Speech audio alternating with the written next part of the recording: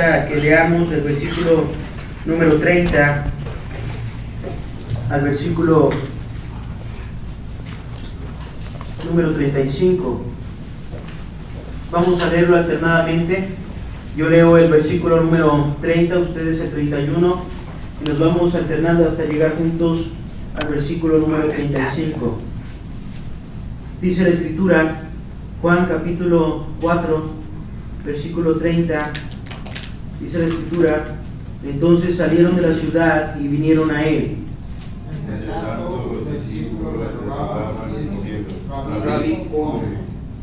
Y él les dijo: yo tengo una comida que comer que vosotros no sabéis.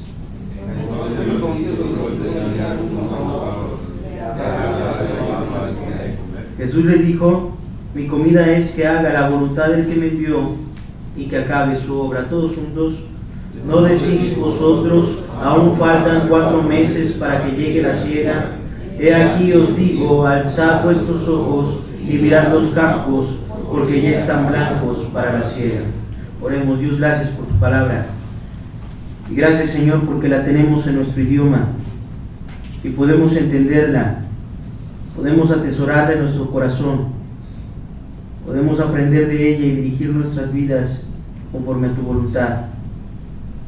Gracias, Señor, porque un día como hoy resucitaste y nos diste victoria y libertad. Gracias por esta iglesia y por el pastor que tú has levantado en este lugar. Sigue usando a tu siervo y a cada una de estas familias. Te suplico en el nombre de Cristo, Señor, que en esta tarde usted me unja con poder de lo alto, que me llene de su espíritu, que todo lo que salga de mi boca, Señor, sea para edificación de tu iglesia, pero sobre todo para gloria de tu nombre. Dame claridad de mente para poder trazar tu palabra correctamente. Espíritu Santo, te pido que nos des corazones sensibles, y da corazones de piedra, y danos corazones de carne. Danos entendimiento, Señor, y ayúdanos a salir de este lugar retados, desafiados, pero conscientes acerca de la necesidad que el mundo tiene. Te amamos, yo me quito de en medio, toda la gloria es para ti, en el nombre de Cristo. Amén. Pueden tomar asiento, hermanos. En Juan capítulo 4 encontramos un pasaje muy conocido. El pasaje que leíamos, encontramos que los discípulos han vuelto después de haber ido a recolectar comida para ellos y para el maestro. Dice la Biblia que en ese tiempo, mientras los discípulos habían ido a conseguir el alimento para el Señor Jesucristo tiene una reunión con la mujer samaritana, y nosotros conocemos la historia. Y cuando ellos vuelven, ellos se preguntaban en una mente humana, ¿verdad? ¿Qué hace el maestro hablando con esta mujer? Como si el Señor Jesucristo no supiera que entre samaritanos y entre judíos no se llevaban entre sí. Había una barrera de mucho trasfondo entre los samaritanos y los judíos. Pero el mismo que el Señor de los judíos también amaba a los samaritanos, porque el corazón de Dios es para con todos igual. Dios no nos ve diferentes. Sí, ciertamente somos distintos en muchas maneras a muchas razas en el mundo y a muchas personas en las naciones. Pero Dios nos mira iguales, nos mira semejantes, nos mira con unos ojos de compasión y de amor. El Señor Jesucristo estaba dispuesto, así como dar agua viva a los judíos, también a los samaritanos, y es precisamente lo que le ofrece a esta mujer. Los discípulos se acercan y le dicen: Rabí, come. Y el Señor les dice: yo tengo una comida más importante, una comida que comer que ustedes no conocen, desconocen cuál es. Y algunos de ellos se preguntaban, pues tal vez alguien le trajo de comer y por eso está lleno y no quiere comer nuestro alimento. Y enseguida el Señor lanza una pregunta a ellos y les dice en el versículo 35: ¿no decís vosotros, aún faltan 4 meses para que llegue la siega? He aquí os digo, alzad vuestros ojos y mirad los campos, porque ya están blancos para la siega. Si tuviera que titular este mensaje, lo llamaría: mirad los campos. El Señor Jesucristo les dice a sus discípulos: mira, ¿qué no dicen ustedes que faltan 4 meses? ¿Que no ha llegado el tiempo de ir a los campos y trabajar en ellos? ¿Que no piensan ustedes que aún no ha llegado el tiempo porque aún faltan 4 meses para que comience la siega? Y Él les da una invitación muy particular. Les dice: alzad vuestros ojos y mirad los campos. Alcen sus ojos y observen los campos. Alcen sus ojos y mediten en los campos. ¿Cuál es su condición? ¿Cómo están? Y juzguen ustedes si es tiempo o no. Obsérvenlos y digan ustedes a sí mismos, contesten la pregunta a ustedes mismos y vean si no están listos, si aún no están blancos, si aún no están preparados, si el fruto no ha brotado. Pero dice la Biblia que les dice: he aquí os digo, alzad vuestros ojos y mirad los campos, porque ya están blancos para la siega. Hablar de misiones es un tema que a veces es difícil de entender, pero es muy sencillo.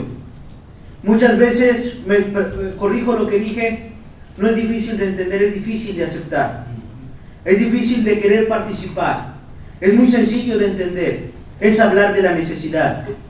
Pero es difícil de aceptarlo porque no es hablar de la necesidad de nosotros. No es hablar de lo que nos falta a nosotros. No es hablar de lo que anhelamos nosotros. Hablar de misiones es hablar de la necesidad de otros.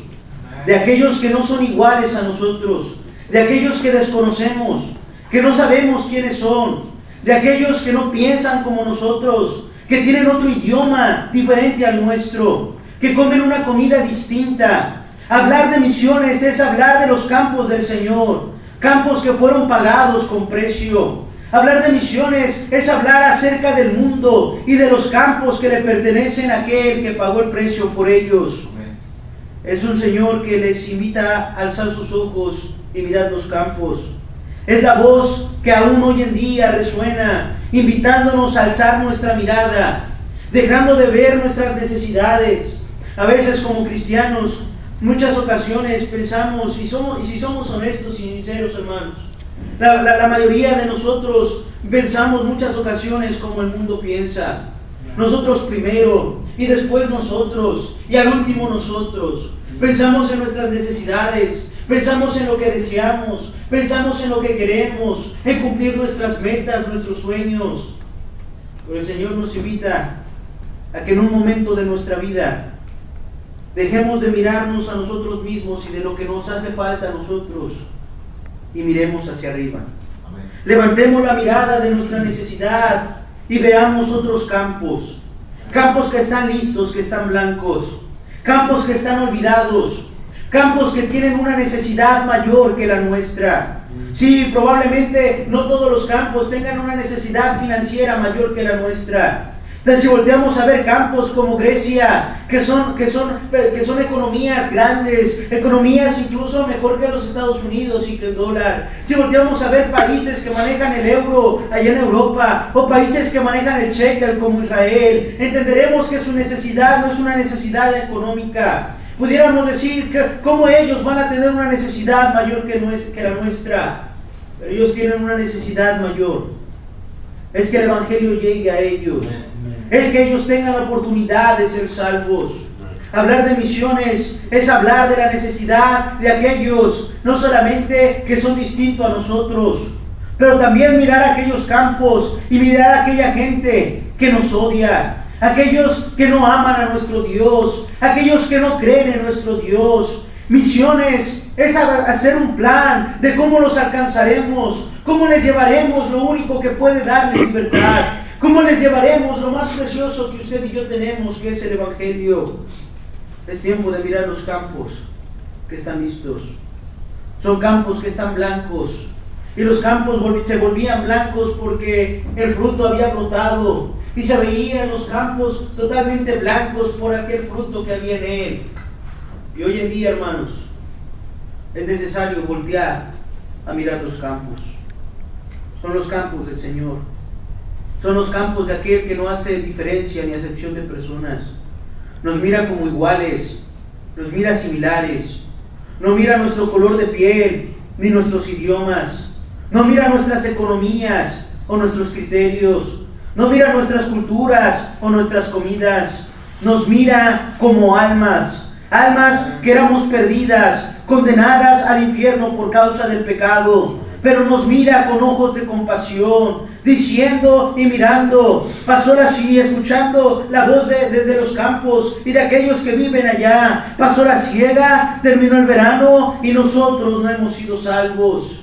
Es la voz del Señor que sigue diciendo, mira, los campos están olvidados, y ruega al Señor de la mies que envíe obreros a la mies. Es un Señor que está preocupado por su tierra, que está preocupado por el fruto que Él pagó. Es un Señor que está preocupado y que ha sido paciente, no queriendo que ninguno perezca, sino que todos procedan al arrepentimiento. Es un Señor que está preocupado por la mies. Pero no solamente la mies de Norteamérica, no solamente la mies y los campos de México. Él está preocupado por aquellos que son más allá de nuestras fronteras y más allá de nuestros idiomas. Está preocupado por Venezuela, está preocupado por Ecuador, está preocupado por Argentina, está preocupado por Bolivia y por el Perú. Es un Señor que anhela que los miremos y veamos su necesidad. Es un Señor que está preocupado porque volteemos más allá y veamos más allá de lo que nosotros conocemos. A veces cada uno de nosotros sabemos que que hay campos que están más lejanos a nosotros. Sabemos que hay habitantes ahí y lo conocemos en nuestra mente, pero como no los vemos, no nos interesan mucho. El ser humano está acostumbrado y está diseñado a muchas ocasiones a solamente a pensar que lo único que existe en la vida es lo que lo rodea y lo que está a su alcance y su vivir diario, de su trabajo a su casa, y de su casa a la iglesia, y de su iglesia a la familia, y de ahí me pareciera que es el único mundo que existe. Pero el Señor nos ha invitado a dejar de observar eso y alzar nuestros ojos y mirar al mundo, mirar a cada nación, voltear a ver Irak y ver su condición, voltear a ver la India y ver cómo están perdidos, voltear a ver a Camboya y también a Burma y a Bután y a Pakistán y a Malawi y mirar de cerca a Burkina Faso. Y a cada una de las naciones que completan nuestro mundo, cada una de las naciones que están ahí, y no solamente son naciones, pero representan habitantes, y esos habitantes representan almas. Amén. Que si mueren sin Cristo, si mueren sin el Evangelio, despertarán a una eternidad sin Dios, despertarán a un lugar de oscuridad, de dolor, de temor, un lugar de soledad. No es un lugar ficticio, no es una alegoría, es un lugar real que el Señor dijo que es eterno. Lo conocemos como el infierno. Lo más terrible del infierno no es la oscuridad ni la soledad. Lo más terrible del infierno no es la eternidad ni la angustia. Lo más terrible del infierno es la ausencia de Dios. Y la mayoría de personas que mueren en el mundo, después de haber vivido vidas miserables, vidas tristes, vidas en miseria y en esclavitud por el pecado, despiertan a una eternidad aún peor de lo que vivían en este mundo. La mayoría de gente que despierta del infierno no es porque hayan rechazado del Señor, es porque nunca les presentaron el Evangelio. En el mundo existen más de 7,000 millones de habitantes. Algunas encuestas dicen que para el mes de marzo habría 7,300 millones de habitantes en el mundo. La mayoría de ellos, el 80% de la población del mundo, no tiene una copia de la palabra de Dios. Han pasado entre 18 a 20 generaciones desde que la Iglesia fue fundada, y ninguna de estas generaciones ha podido cumplir el mandato de llevar el Evangelio al mundo. Ninguna de estas generaciones ha podido cumplir el mandato de predicar el Evangelio a cada criatura. ¿Qué pasará con nuestra generación? Gloria a Dios por hombres de antaño, hombres que hicieron la diferencia en muchas naciones y en diferentes tiempos.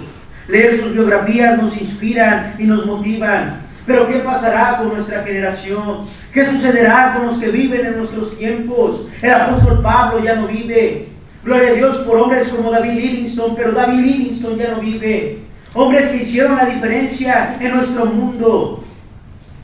Pero los únicos que estamos en esta tierra somos usted y yo. Amén. Si algo ocurrirá, si algo pasará en los próximos años y el mundo tendrá el Evangelio, será porque nosotros habremos alzado nuestros ojos y los habremos observado. Cuando los observamos de cerca, nuestro corazón no puede ser igual. Nuestro corazón no puede permanecer mezquino, no puede permanecer apático, porque al ver su necesidad, nuestro corazón debiese conmoverse. Hay gente que dice, el mundo hoy en día no tiene fe, no quieren saber de Dios.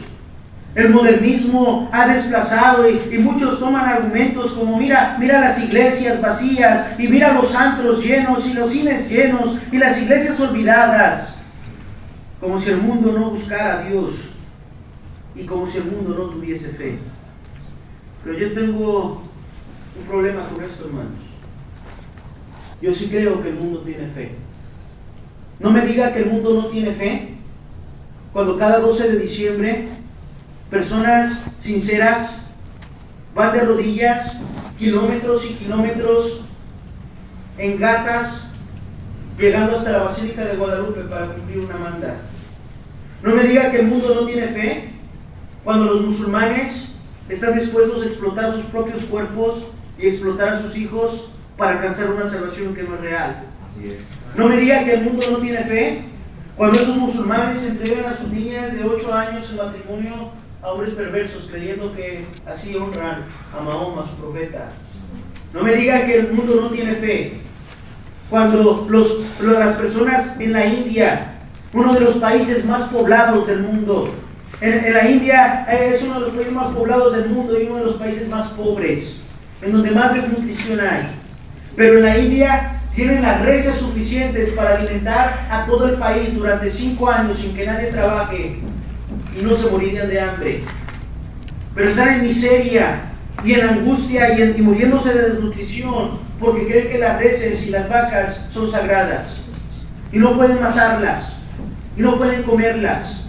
No me diga que el mundo no tiene fe cuando la mayoría de personas en la India, después de que ordeñan sus cabras o sus vacas y tienen su leche, probablemente el único sustento de su hogar, antes de que sus hijos puedan beber la leche, la sacan a las puertas de sus casas o las llevan a templos en donde cientos de ratas vienen y beben la leche. Y después ellos con honra toman lo que sobra y lo beben ellos, le dan a sus hijos y a sus esposas, muriendo de enfermedades como rabia, tifoidea y cólera. No me diga que el mundo no tiene fe. Lo que no tiene es el Evangelio. Lo que no tiene es la oportunidad de arrepentirse. Lo que no tiene es que no tiene obreros en sus campos. Lo que no tiene son la mirada de los cristianos hacia aquellos campos que son lejanos, pero que son reales. Y que si mueren sin Cristo serán condenados. El mundo tiene fe, pero no tienen la fe puesta en un lugar correcto. Están cegados. Y si no trabajamos en ellos, esos campos que hoy en día están listos se perderán, se condenarán. Están perdidos como ovejas que no tienen pastor. Siguen buscando soluciones, pero la única solución es Cristo, porque Él dijo: yo soy el camino y la verdad y la vida, y nadie viene al Padre si no es por mí. Es tiempo de mirarlos. Están olvidados. Habrá montones de excusas, pero los campos están blancos, están listos para ser cegados. Es increíble que han pasado tantas generaciones. Es increíble en el momento en el que vivimos, de tanta tecnología y de tanta capacidad de comunicación y medios de comunicación y medios de transporte. Pero lo último que nos hemos olvidado, a lo que nos hemos olvidado y hemos dejado al último, es llevar el Evangelio al mundo. Algunos de ustedes hablan inglés, ¿verdad? La mayoría, yo creo. Yo no hablo inglés. Yo lo único que sé decir en inglés es lo que me ha mantenido con vida. One cheeseburger. Y miren, eso es lo que... Por eso no estoy desnutrido, hermanos. Quisiera saber si alguien me pudiera ayudar a decir algún versículo en inglés, hermanos. Si alguien supiera algún versículo me pudiera ayudar. ¿Hay alguien, hermanos? ¿Alguien que se anime? Sí, hermano. For God so loved the world that He gave His one and only Son. ¿Qué versículo es, hermano? Mateo 6:33. Gracias. De tal manera. ¿Es ese? Sí. Ok. No, está bien, no se preocupe.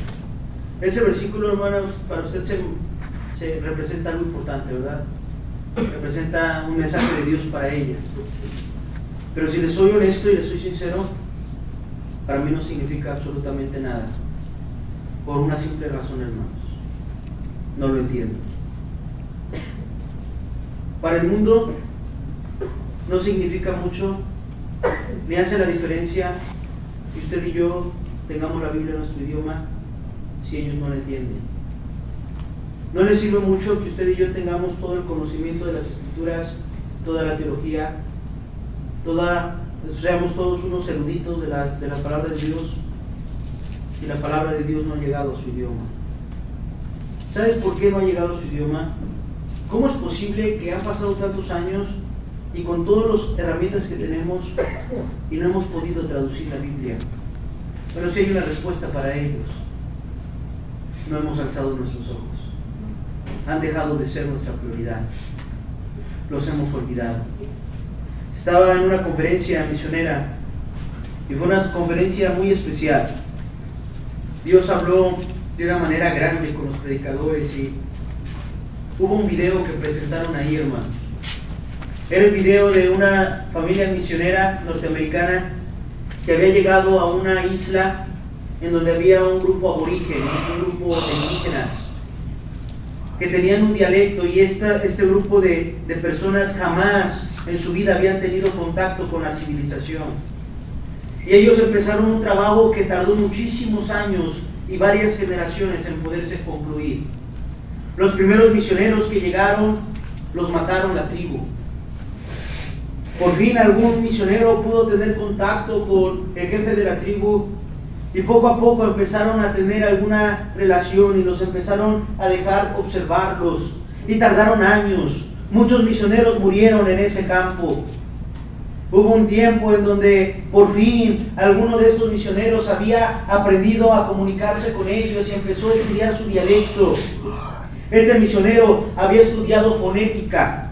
La fonética le permitía, con el sonido que producía su voz y su boca, podría empezar a identificar su dialecto y poder formar el dialecto de ellos y aprenderlo. Este misionero americano aprendió el dialecto de esta tribu y después empezó a hablar con ellos, empezó a predicarles, les presentó al Dios que había creado todas las cosas. Era gente que incluso practicaban el canibalismo, practicaban muchísimas cosas paganas, eran totalmente incivilizados. Y les empezó a enseñar que aquel Dios los había amado y que había dado a su Hijo único que tenía por amor a ellos para salvarlos. La tribu empezó a cambiar, empezó a agradecer a Dios y empezaron a conocer ese Dios maravilloso que había creado todas las cosas. Ellos adoraban, como muchos antepasados, al sol y el agua y la lluvia y los truenos, pero habían entendido que había un creador que había creado absolutamente todo. Después de esto, este hombre empezó a alfabetizar su dialecto.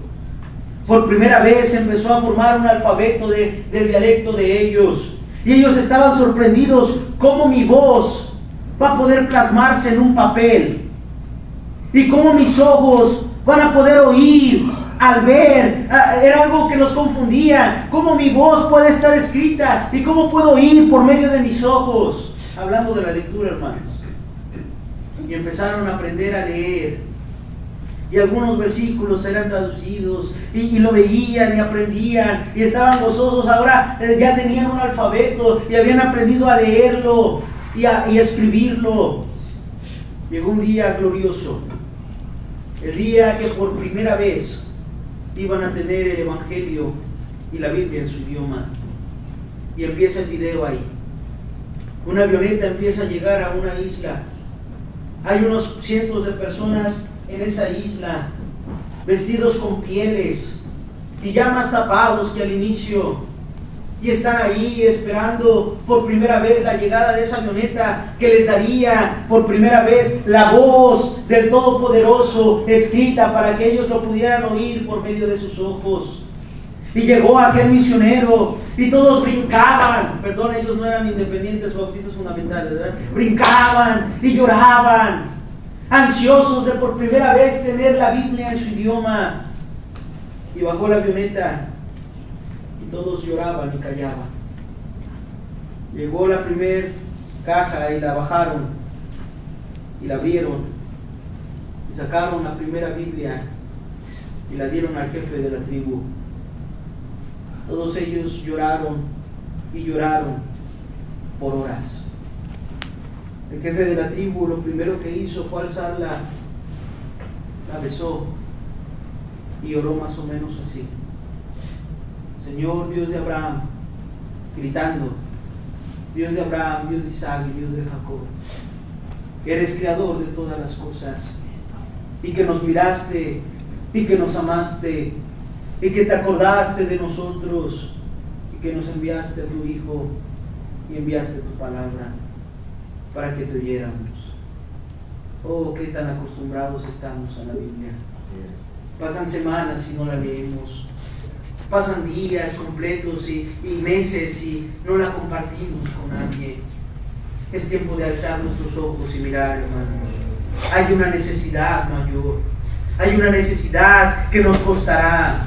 A muchos de nosotros nos costará llevar a nuestras familias a naciones lejanas, diferentes.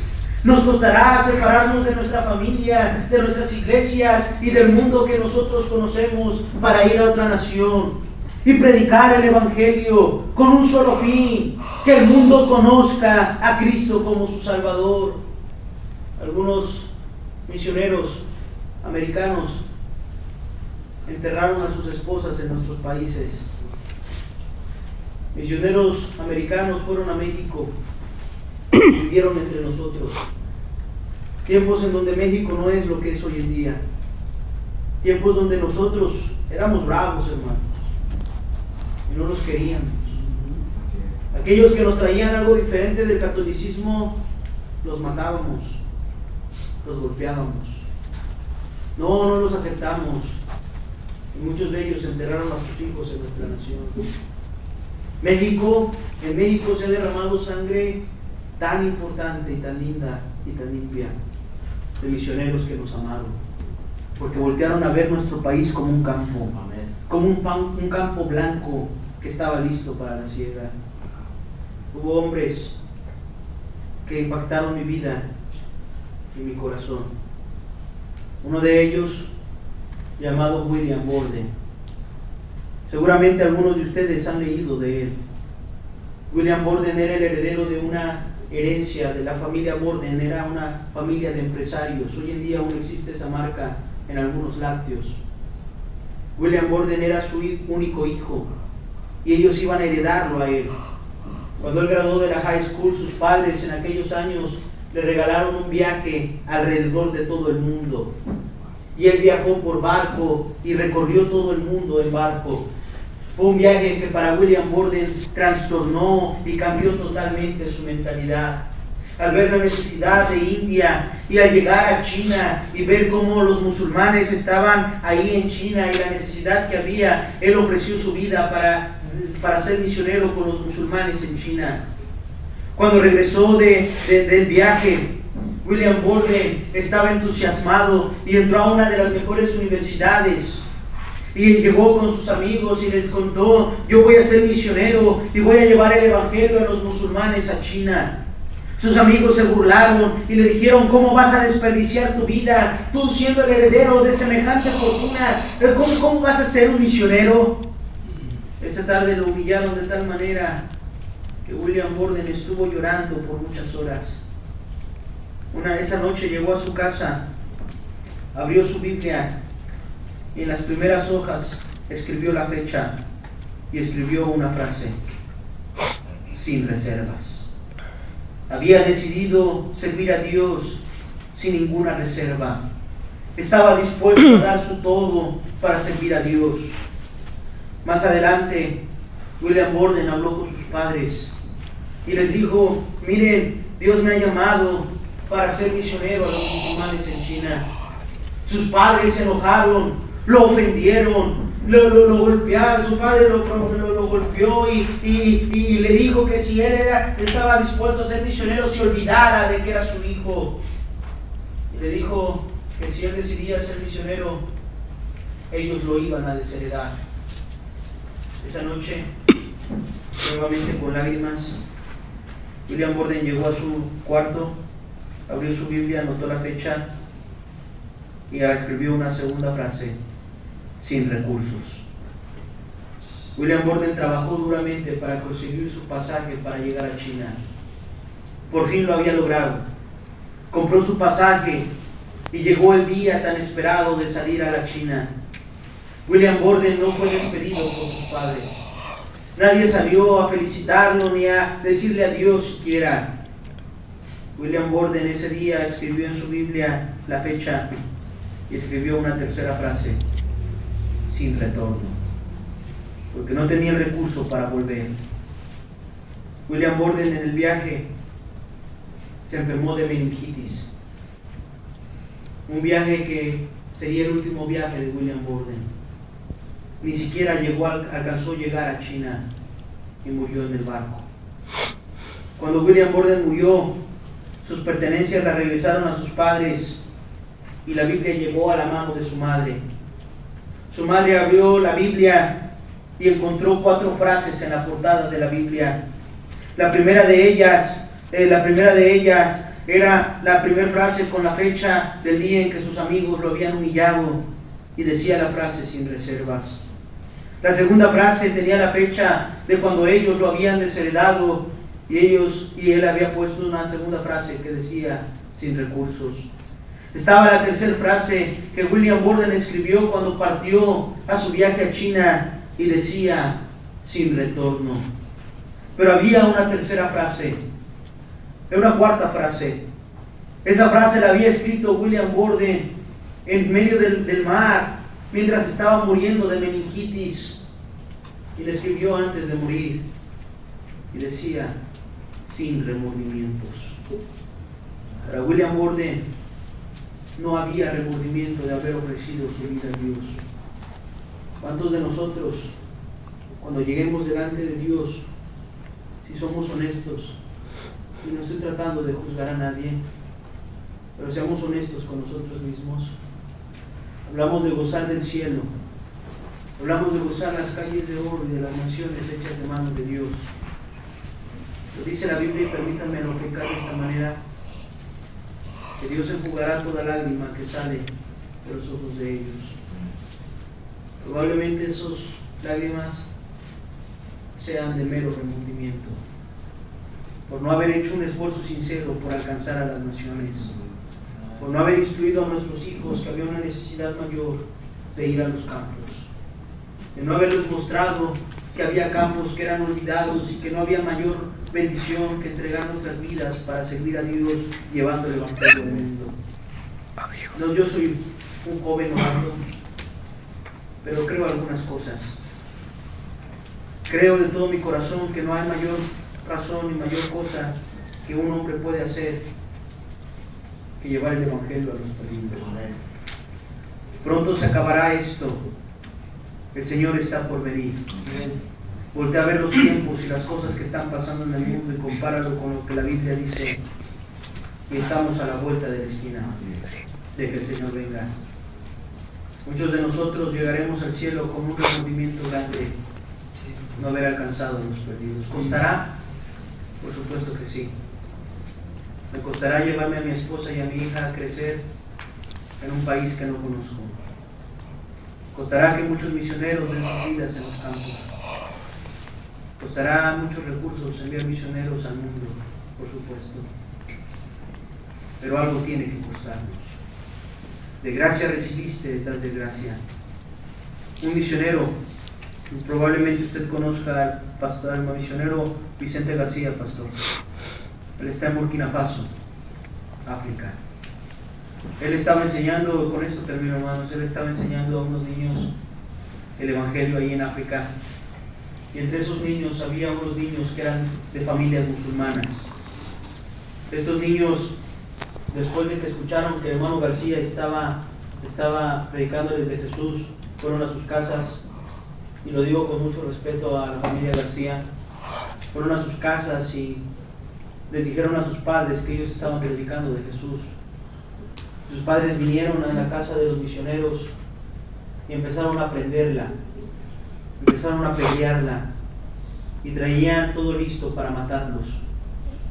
Llegó la policía y el policía era cristiano. Entró a la casa, apagaron el fuego y les dijo a la familia, ellos solamente son marido y mujeres, no tienen hijos. Y les dijo, la única manera de la cual les puedo ayudar es que te tengo que golpear y te tengo que meter a la cárcel, si no ellos no van a estar tranquilos. No estoy seguro si a ella también, pero lo golpearon, lo metieron a la cárcel por días.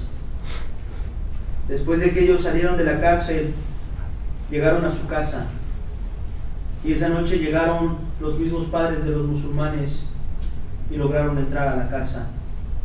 Los golpearon, los agarraron y le dijeron a él, vamos a violar a tu esposa y después la vamos a matar por lo que tú estás predicando aquí. Él le gritó a su esposa, mi amor, tú sabes que te amo, pero no puedo permitir que esto pase. Voy a luchar, pero me van a matar y después te van a matar. Pero nos vemos en el cielo. ¿Alguien entendió de ellos lo que estaban hablando? De una manera milagrosa nos dejaron en paz. Hay precios que se pagarán, por supuesto. La obra misionera tiene mucho costo. Yo no te puedo decir que será lo más fácil del mundo, pero sí te puedo decir que vale la pena vivirlo. Vale la pena intentarlo. El anhelo de mi corazón, pastor, yo estoy consciente que no voy a alcanzar al mundo. Pero quiero llegar delante de Dios, quiero mirar a mi Cristo y decirle que le creí y decirle que lo intenté. Que di mi vida, que di a mi esposa y que di a mis hijos por los campos. Y verlo a los ojos y decirle que hice un sacrificio sincero, hice un esfuerzo honesto de que el mundo lo conociera. Yo solamente te dejo con este pensamiento. Es tiempo de alzar nuestros ojos y de mirar los campos. Dios, gracias por tu palabra. Gracias, Señor, porque tú eres el Señor de